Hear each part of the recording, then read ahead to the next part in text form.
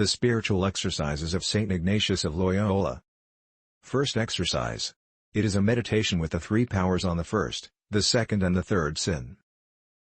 It contains in it, after one preparatory prayer and two preludes, three chief points and one colloquy. Prayer. The preparatory prayer is to ask grace of God our Lord that all my intentions, actions and operations may be directed purely to the service and praise of His Divine Majesty. First prelude.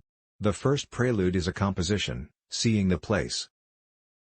Here it is to be noted that, in a visible contemplation or meditation, as, for instance, when one contemplates Christ our Lord, who is visible, the composition will be to see with the sight of the imagination the corporeal place where the thing is found which I want to contemplate.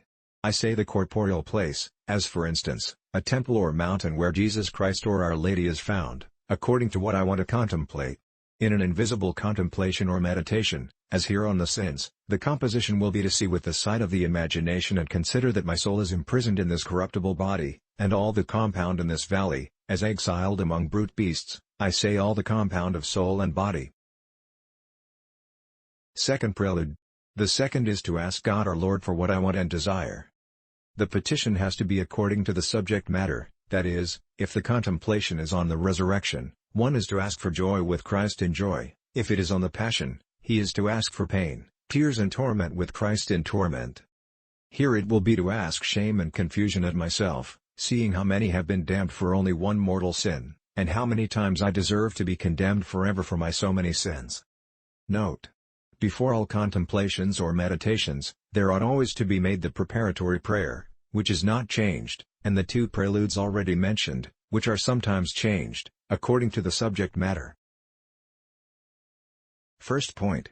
The first point will be to bring the memory on the first sin, which was that of the angels, and then to bring the intellect on the same, discussing it, then the will, wanting to recall and understand all this in order to make me more ashamed and confound me more. Bringing into comparison with the one sin of the angels my so many sins, and reflecting, while they for one sin were cast into hell, how often I have deserved it for so many.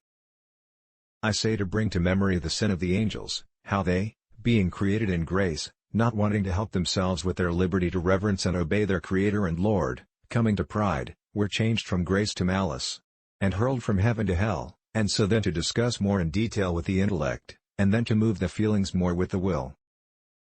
Second point.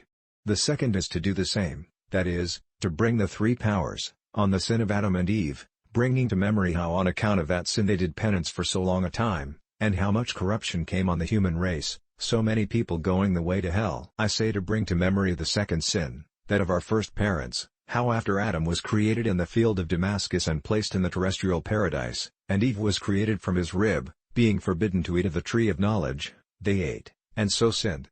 And afterwards clothed in tunics of skins and cast from paradise, they lived, all their life, without the original justice which they had lost, and in many labors and much penance. And then to discuss with the understanding more in detail, and to use the will as has been said. Third point.